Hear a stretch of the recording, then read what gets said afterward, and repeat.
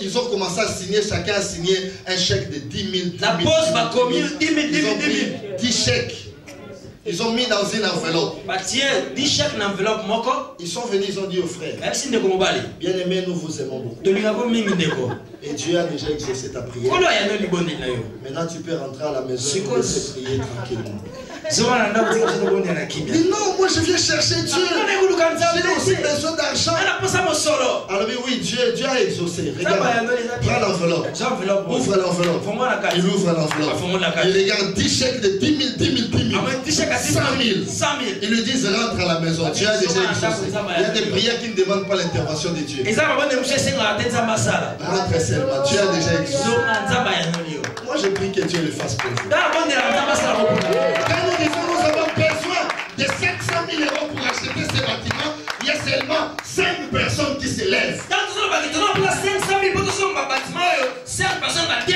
Qui disent pasteur, en communiquant modèle au peut ça soutenir il ne faut pas l'annoncer à l'église. Nous 5, nous allons donner 100 000 qui fait 500 000, on achète les bâtiments.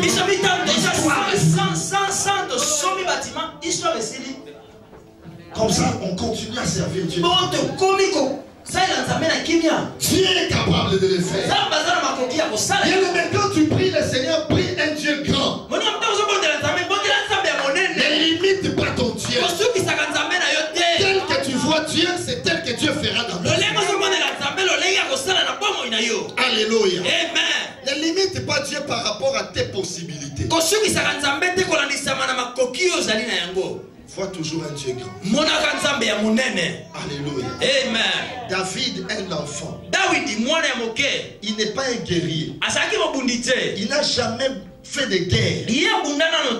Mais quand il s'est présenté devant Goliath, il n'a pas regardé sa petitesse, sa faiblesse, mais il a regardé la grandeur et la force de Dieu. Même quand on lui a dit, mais cet homme-là, il est né dans la guerre. Toi, tu n'es qu'un enfant. Il a dit non. Qui est cet incirconcis qui insulte l'armée de l'Éternel? Alors il se retire. Il dit, tu viens contre moi avec la lance et le javelot. Moi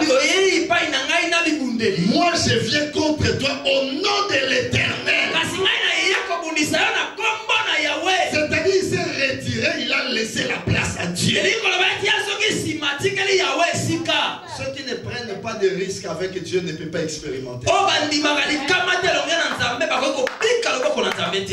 vie de Dieu, c'est la vie de la folie où tu fais des expériences qui te dépassent toi-même.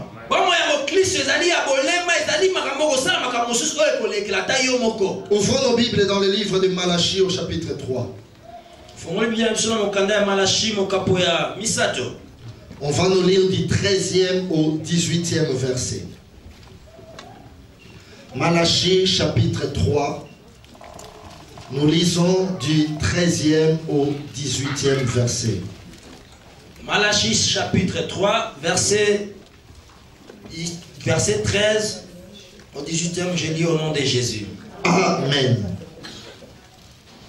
Vos paroles sont rudes contre moi, dit l'Éternel. Et vous dites, qu'avons-nous dit contre toi?